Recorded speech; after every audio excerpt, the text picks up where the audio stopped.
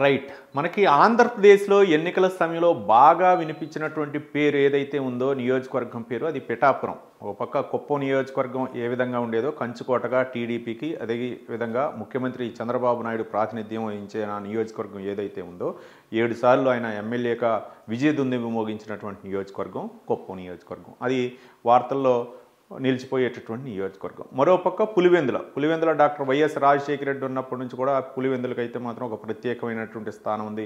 అట్లాంటి పులివెందుల నియోజకవర్గానికి అయితే మాత్రం ఒకసారి ప్రచారానికి కూడా వెళ్ళినటువంటి పరిస్థితి, అంటే సునాయాసంగా గెలిచేటటువంటి నియోజకవర్గాలు అన్నమాట ఈ పులివెందుల నియోజకవర్గం. ఇట్లా పులివెందుల నియోజకవర్గం దా స్థాయిలోనే ఇప్పుడు పిఠాపురం నియోజకవర్గం కూడా మొన్నటి అసెంబ్లీ ఎన్నికల సమయంలో కూడా ప్రాచుర్యంలోకి వచ్చింది. ఆ నియోజకవర్గానికి ఆ ప్రాచుర్యం రావడానికి కారణం పవన్ కళ్యాణ్. అంటే గతంలో కూడా ఆయన కొన్ని నియోజకవర్గాల నుంచి పోటీ చేసినా, జనసేన పార్టీ ఒంటరిగా పోటీ చేసినా ఆశించిన స్థాయిలో ఆయన ఓట్లను అయితే రాబట్టలేకపోయారు, ఓటమి చవి చూడటం జరిగింది. ఇప్పుడైతే మాత్రం పిఠాపురం అంటే రాజకీయ విశ్లేషకులు అవ్వచ్చు, లేకపోతే సమీకరణలు అవ్వచ్చు, వర్గ సమీకరణ అవ్వచ్చు, ఏ విధంగా చేస్తే ఆయన ఎంచుకున్న నియోజకవర్గం అది టీడీపీకి కంచుకోట అయినటువంటి పిఠాపురం నియోజకవర్గాన్ని అయితే మాత్రం ఇక ఈ పిఠాపురం నియోజకవర్గంలో దాదాపు కాపు సామాజిక వర్గానికి చెందినటువంటి దాదాపు 92,000 ఓట్లు ఉన్నాయి.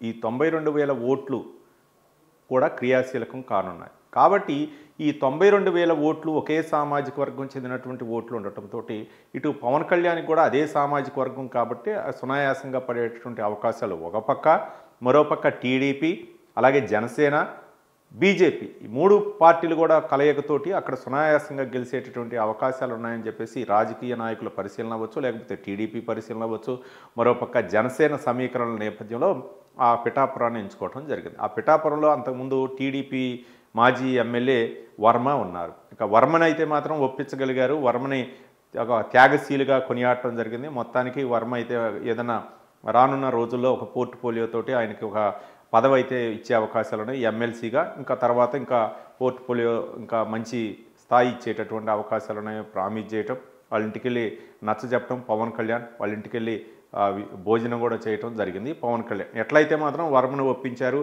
పవన్ కళ్యాణ్ ఆ సీటునైతే మాత్రం సాధించుకోగలిగారు పిఠాపురం నియోజకవర్గం నుంచి.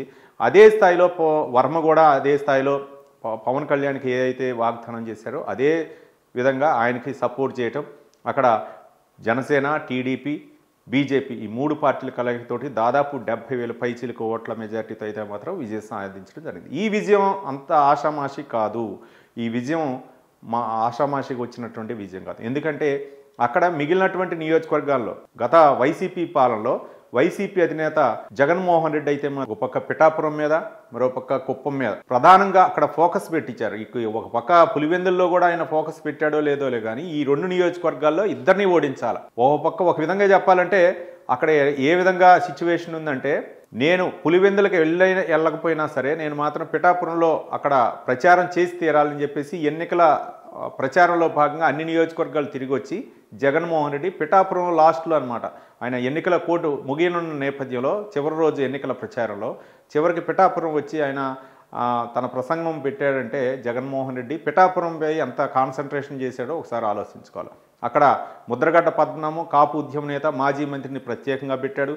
ఆయన ఇక జగన్మోహన్ రెడ్డి మీద చేయేసి నీకు నేనున్నానని చెప్పి ఆయనకి ఇచ్చినటువంటి హామీలు అవ్వచ్చు ఏదైతే ఉందో వాళ్ళ కొడుకుతో పాటుగా ముద్రగడ్డ పద్మనాభం వైసీపీ కండువా కప్పుకొని నేను పేరే మార్చుకుంటాను రేపు గనక పవన్ కళ్యాణ్ గెలిస్తే అని చెప్పేసి ఆయన కూడా బాహాటంగా చెప్పడం జరిగింది. అక్కడ తీసుకొచ్చి వైసీపీగా అక్కడ ఉన్న ఎంపీగా ఉన్నటువంటి వంగా గీతాని అక్కడ అంతకుముందు జడ్పీ చైర్మన్గా చేసింది. అలాగే ఆమెకి రాజకీయ చరిత్ర కలిగినటువంటి నేపథ్యంలో గతంలో టీడీపీలో కూడా ఆమె క్రియాశీలకమైన నేతగా ఉన్నటువంటి ఆమెకి రాజకీయ చరిత్ర ఉంది. ఆ వంగా గీతాన్ని తీసుకొచ్చి ఆమె ఎంపీగా ఉన్నటువంటి వంగా గీతాన్ని తీసుకొచ్చి అక్కడ సేమ్ సామాజిక వర్గం పవన్ కళ్యాణ్ సామాజిక వర్గం, నా సామాజిక వర్గం అంటూ ఆమె కూడా సెటైర్లు వేయటం, చిరంజీవిని గౌరవిస్తా అని చెప్పేసి ఒక విధంగా చిరంజీవిని పొగుడుతూ పవన్ కళ్యాణ్ తిట్టడం, ఇట్లా ఈ రకరకాల పరిణామాలు జరిగినాయి. ముద్రగడ్డ పద్మనాభాన్ని కాపు ఉద్యమ నేతగా మాజీ మంత్రిగా అక్కడ చేసి కాపు ఓట్లను రాబట్టే విధంగా ఎక్కడా కూడా కాపు ఓట్లు చీలకుండా కేవలం మరోపక్క మిథున్ రెడ్డి పెద్దిరెడ్డి రామచంద్రారెడ్డి కుమారుడు చిత్తూరు ఎంపీ అయినటువంటి మిథున్ రెడ్డిని అక్కడ ఒక ప్రత్యేక పరిశీలకుడిగా ఉంచి మండల స్థాయిలో అనమాట ఫైనాన్షియల్ పరంగా కానీ లేకపోతే ఏ విధంగా కానీ ఓట్లు ఎటు చేయకుండా వైసీపీని కట్టడి చేయటం, మరోపక్క జనసేన ఓట్లని రాబట్టుకునే ప్రయత్నం, అటు జనసేన పార్టీకి ఎవరు వెళ్లకుండా ఇట్లా మరోపక్క ద్వారంపూడి చంద్రశేఖర్ రెడ్డి అక్కడ ఆయన చేసినటువంటి అంటే గతంలో ఆయన వ్యవహరించినటువంటి విధానం వచ్చి ఈ నియోజకవర్గం మీద ఫోకస్ పెట్టి దాదాపు ఒక విధంగా చెప్పాలంటే వైసీపీలో పెద్ద తలకాయలు మొత్తం కూడా అక్కడ కేంద్రీకృతమైంది. పిఠాపురం, మరోపక్క కుప్పం. సరే, కుప్పం నియోజకవర్గాన్ని అక్కడ పెడితే పిఠాపురం ఫోకస్ పెట్టారు. ఈ ఫోకస్ మధ్య జనసేనకి అంటే ఒక విధంగా చెప్పాలంటే బెట్టింగ్లు కూడా ఒక ఐపీఎల్ క్రికెట్ బెట్టింగ్ ఏ విధంగా కడతారో అదే మాదిరిగా పిఠాపురం నియోజకవర్గం మీద బెట్టింగ్లు కూడా కాశాయి. ఇన్ని నియోజకవర్గం ఇంత మెజార్టీతో గెలుస్తారు, అసలు పవన్ కళ్యాణ్ గెలవడే అనుకొని కొంతమంది బెట్టింగ్లు కట్టడం, కొంతమంది ఇంత మెజార్టీ వస్తుందని చెప్పేసి, కొంతమంది అసలు గెలవాలని చెప్పేసి విధంగా కూడా బెట్టింగ్లు కాల్సినటువంటి నియోజకవర్గం ఏదైనా ఉందంటే అది పిఠాపురం. మరోపక్క యూత్ పవన్ కళ్యాణ్ అభిమానులు అవ్వచ్చు, లేకపోతే జనసేన పార్టీ అభిమానులు అవ్వచ్చు, బండ్ల మీద పిఠాపురం తాలూకా అనే విధంగా బండి మీద వెనక నెంబర్ ప్లేట్ల మీద రాంచుకోండి. దీని మీద క్లారిటీ కూడా ఇచ్చాడు పవన్ కళ్యాణ్, మీరు రాంచుకోండి పిఠాపురం ఎమ్మెల్యే తాలూకా అని. కానీ ఇక బార్ అండ్ రెస్టారెంట్లోకి పోయి లేకపోతే ఎక్కడో మీరు చేసే అసాంఘిక కార్యకలాపాలు మాత్రం ఈ పేరు ఉపయోగించవద్దని చెప్పేసి పవన్ కళ్యాణ్ కూడా చెప్పడం జరిగింది అక్కడ.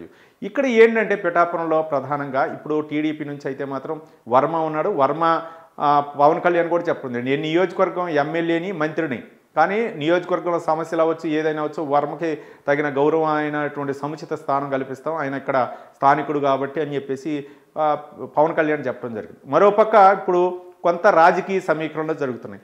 మాజీ ఎమ్మెల్యే దొరబాబు కూడా ఇటు జనసేన పార్టీలో చేరాలనేటటువంటి ప్రయత్నాలు చేస్తున్నారు. ఓ పక్క పవన్ కళ్యాణ్తో మంత్రాలు జరిపినా అక్కడ క్రియాశీలకమైనటువంటి నేత వర్మ ప్రమేయం లేకుండా ఆయన దొరబాబు అయితే మాత్రం మాజీ ఎమ్మెల్యే ఇక్కడ దొరబాబుకి వర్మకి అయితే మాత్రం పొసగని పరిస్థితి. కానీ జనసేన పార్టీ అక్కడ అధికారంలో ఉన్నా సరే వర్మే అక్కడ మొత్తం క్రియాశీలకంగా చేసేటటువంటి అన్నీ తానై మొన్న పవన్ కళ్యాణ్కి చాలా రాజకీయ విధంగా ఒక విధంగా ఏ విధంగా ఓట్లు ఏ విధంగా ఏ రాజకీయ సమీకరణలు ఉన్నాయి, ఎక్కడెక్కడ ఏ సమస్యలు ఉన్నాయి, ఏ గ్రామం పవన్ కళ్యాణ్ కూడా కొత్త పిఠాపురం కాబట్టి ఎక్కడ ఏం చేయాలనే సరే వర్మ ప్రమేయంతో ఆయన చేయగలిగాడు, సాధించగలిగాడు. ఈ నేపథ్యంలో దొరబాబు మాజీ ఎమ్మెల్యే జాయిన్ అవుతున్న నేపథ్యంలో అక్కడైతే మాత్రం కొన్ని సమీకరణలు మారే పరిస్థితులు ఉన్నాయి. ఒక విధంగా పవన్ కళ్యాణ్ అయితే మాత్రం అంటే ఇటు పక్క రాజకీయాలు చేస్తూనే మరో పక్క ప్రభుత్వ పాలనలో ఒక భాగస్వామ్యం అవుతూనే పిఠాపురాన్ని శాశ్వత నియోజకవర్గంగా ఉంచుకోవాలనేటువంటి ప్రయత్నాలు జరుగుతున్నాయి. అందుకే చాప్ కింద నీరులాగా ఒక జనసేన పార్టీ అక్కడ సుస్థిరంగా ఉండే విధంగా అక్కడ నుంచే కార్యకలాపాలు కొనసాగించే విధంగా పిఠాపురం అంటే జనసేనకి ఒక కంచుకోట అనే విధంగా తయారు చేసే విధంగా గ్రౌండ్ లెవెల్లో ఆయన వర్క్ చేస్తున్నారని చెప్పేసి చాలామంది రాజకీయ విశ్లేషకులు చెప్తున్నారు. నిజంగా ఆ విధంగా చేస్తే మిగిలినటువంటి వైసీపీ కనుమరుగయ్యే పరిస్థితి ఉందా ఆ నియోజకవర్గంలో? మరోపక్క ఇప్పటి వరకు కూడా అడపాదడపా ఓడిపోయిన తర్వాత వంగాగీత ప్రత్యర్థి అయితే మాత్రం 2-3 సార్లు వెళ్ళి మీ కార్యకర్తలకు నేను అండగా ఉంటాను, మన సామాజిక వర్గాన్ని కాపాడుకున్న రకరకాలుగా ప్రయత్నం చేసి వచ్చింది, కానీ మిగిలిన నాయకులు ఎవరు కూడా అంతగా లేరు. కానీ అక్కడ ఉన్నటువంటి జడ్పీటీసీలు కానీ ఎంపీటీసీలు కానీ ఆ నియోజకవర్గంలో ఉన్న వాళ్ళందరూ కూడా ఇప్పుడు దాదాపు 50-60 మంది కూడా ఇటు దొరబాబు ప్రమేయం లేకుండానే ఇటు జనసేన పార్టీలో చేరారు. మరి దొరబాబు గనక వస్తే పరిస్థితి ఏంటనేది కూడా అది ఒక పక్క ఉంటే ఒక పక్కన పెడితే ఇక పిఠాపురంలో నియోజకవర్గంలో అయితే మాత్రం అంత సామాజిక సమీకరణలు అవ్వచ్చు ఏదైనా అవ్వచ్చు ఒక మిగిలినటువంటి పార్టీలకి టీడీపీ అవ్వచ్చు లేకపోతే బీజేపీ అవ్వచ్చు ఈ ప్రమేయాలు లేకుండా ఒక జనసేన స్వచ్ఛమైనటువంటి జనసేన పార్టీగా ఉండాలి, జనసేన పార్టీ నియోజకవర్గం పిఠాపురం అనే విధంగా పవన్ కళ్యాణ్ అయితే మాత్రం రాజకీయ వ్యూహాలు రచిస్తున్నారని చెప్తున్నారు. మరి ఎంతవరకు ఆ నియోజకవర్గంలో ఈయనకి గత మాదిరిగా కాకుండా అంటే గతంలో 3 పార్టీలు కలిసి ఎన్నికల్లో ప్రచారం చేసి వర్మ మరోపక్క మిగిలినటువంటి సామాజిక వర్గాలకు చెందినటువంటి నేతలు అవ్వచ్చు లేకపోతే టీడీపీకి చెందినటువంటి నేతలు అవ్వచ్చు లేకపోతే బీజేపీకి చెందినటువంటి నేతలు అవ్వచ్చు వీళ్ళందరూ కూడా కలిసి అంత మెజార్టీ సాధించగలరు. రానున్నటువంటి భవిష్యత్తులో అంత మెజార్టీ వస్తా మరోపక్క వైసీపీ కూడా ప్రతి వ్యూహాలు పన్నుతున్న నేపథ్యంలో మరి అనుకున్నటువంటి పనులు చేయాలి, ఇవన్నీ చేయాలి. ఏ పార్టీ అయినా సరే అధికారంలో ఉంటే ఎంతో కొంత తగ్గిపోతూనే ఉంటుంది, ప్రభావం అయితే మాత్రం తగ్గిపోతూనే ఉంటుంది. ఒక పక్క గతంలో కేంద్రంలో ఉన్నటువంటి ప్రభుత్వానికి ఇప్పుడు మెజార్టీ తగ్గి దాదాపు దగ్గరగా వచ్చినటువంటి సందర్భాన్ని చూస్తాం. అట్లనే ఏ పార్టీ అధికారంలో ఉన్నా సరే కొంచెం మెజార్టీ తగ్గేటటువంటి పరిస్థితులు ఉంటాయి. అట్లాంటి నేపథ్యంలో ఇప్పుడు పవన్ కళ్యాణ్ అధికారంలో ఉన్నారు కాబట్టి ఉప ముఖ్యమంత్రిగా ఉన్న నేపథ్యంలో అంత మెజార్టీ సాధించి ఒకే జనసేన పార్టీ అక్కడ సుస్థిరంగా ఉండాలి అని అంటే గ్రౌండ్ వర్క్ చేయటం మంచిదే. కానీ అక్కడ ఉన్నటువంటి నాయకులు సహకరిస్తారా? మరోపక్క ఈరోజు ఇప్పుడున్నటువంటి పరిస్థితులు ఏవైనా భవిష్యత్తులో ఇదే పరిస్థితులు కొనసాగుతాయా? మరోపక్క ఈ మధ్య కాలంలోనే దాదాపు 2-3 సార్లు పర్యటించినటువంటి పవన్ కళ్యాణ్ ఉప ముఖ్యమంత్రిగా బాధ్యతలు చేపట్టిన తర్వాత కొంత టైం కావాలి నాకు నియోజకవర్గాన్ని అభివృద్ధి చేయాలంటే. అందుకని ఈ మధ్య కాలంలో ఒక ఐఏఎస్ అధికారిని కూడా అక్కడికి కృష్ణతేజను పంపించి ఇక్కడ పరిస్థితిని అంచనా వేయమని ఒక విధంగా చెప్పాలంటే ఆయన అధికారులు కూడా ఒక స్వచ్ఛంగా ఎవరైతే కంకణబద్ధంగా పనిచేస్తారో ఆ అధికారులని అక్కడికి పంపించడం, క్షేత్రస్థాయిలో పరిశీలిస్తున్నారంటే ఇవన్నీ కూడా జనసేన పార్టీ ఒక సుస్థిరతను ఏర్పాటు చేసుకోవాలనేటటువంటి ప్రయత్నాలు చేస్తున్నాయి. కాబట్టి ఆ ప్రయత్నాలు ఎంతవరకు ఫలిస్తాయో మనం వేచి చూడాలి.